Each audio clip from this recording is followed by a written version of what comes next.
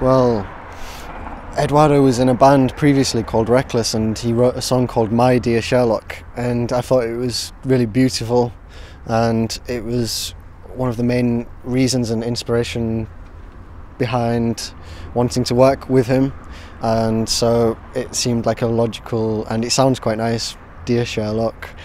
And I can't go deeper than that because the original name was created by Eduardo, so...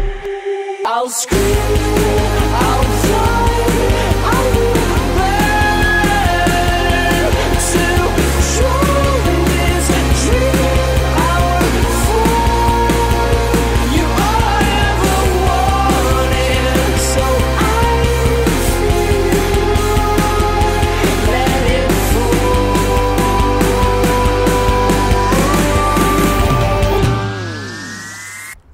It's rare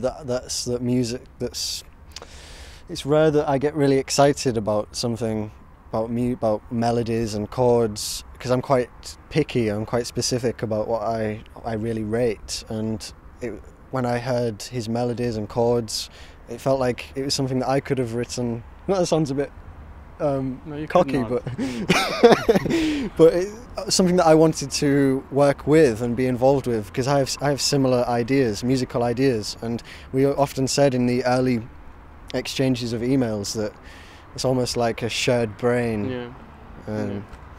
There are some specific aspects. I think the main is the fact that we don't have a bass player, and we use a lot programming live, and we have a live piano player, which gives a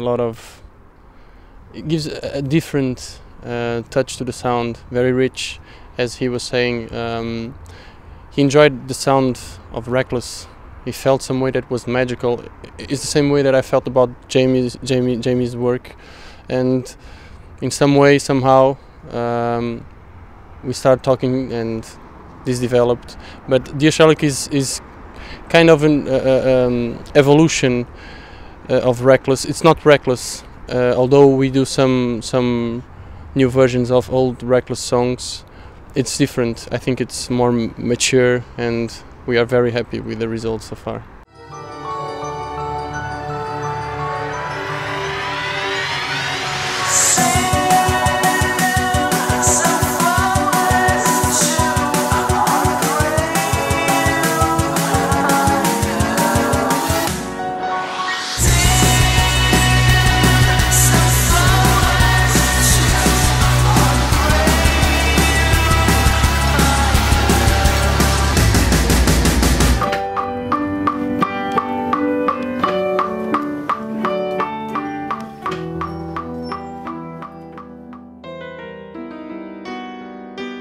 I find it, strangely enough, I find it easier working via the internet. Hello, come in. Daniel, drummer. Hello. And producer. I find it strangely easier to work via the internet, because sometimes you have more time, each other has more time in their own separate spaces to listen to what the other person is putting in, like their input, and they have time to take it in and accept it. Whereas when you work really closely, sometimes you hear something first and your instant reaction, because it's new, maybe you don't give it the chance. And when we've got a studio in one country and a studio in another country, I found it perfectly easy. And then when you book a gig, just make sure you get together for a few days or a week or two beforehand and work on what you've recorded. Yeah, I mean, the logistics, we are very happy, and we are blessed with the logistics almost, because Jamie has his own studio and Daniel has his own studio, and in Portugal we work in Daniel's studio, and then we exchange files. And as Jamie was saying, like in the creative process, I think there are a few positive aspects comparing to the process that we are used to see in bands that live in the same city and they share the same room. Like when we send an idea to Jamie, for example, he has more time to listen, to think before he record or give any feedback, which is good. Of course, the distance sometimes has also a few negative aspects, but till now it has been working really well, so we are really happy. I work a lot of years in electronic music as a DJ and a producer of psychedelic trance and dubstep, and I try to give these inputs to our rock and classical sound. And many people probably don't know, but Daniel is behind all the Reckless work because he was the producer of all Reckless songs. So yeah, it has to be this way.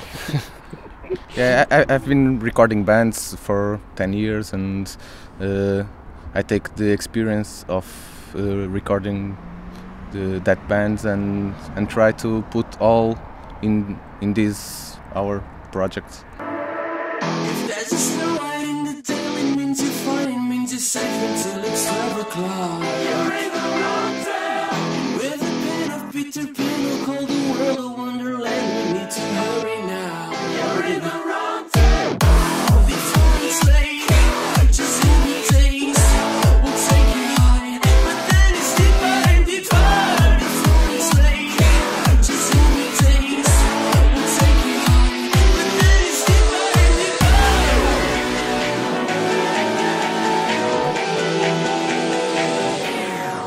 There was NBC Universal music supervisor emailed and asked for a track to use on their channel. And that's all there is so far. Don't know if it's been used but she said she's a big fan and has been following the band and previous work via YouTube. And But it's an interesting thing for us to finally realize that internet plays a very important role nowadays. Everyone tends to think that everyone needs a major label to go somewhere, but nowadays it's completely different, and with the internet it can get really, really, really far. And this is the example, like, we never got in touch and we don't have enough, at least for now, contact. We didn't have the contact for her. She found us and via the internet and liked the music, and if something gets used, then that's a great opportunity. Yeah. And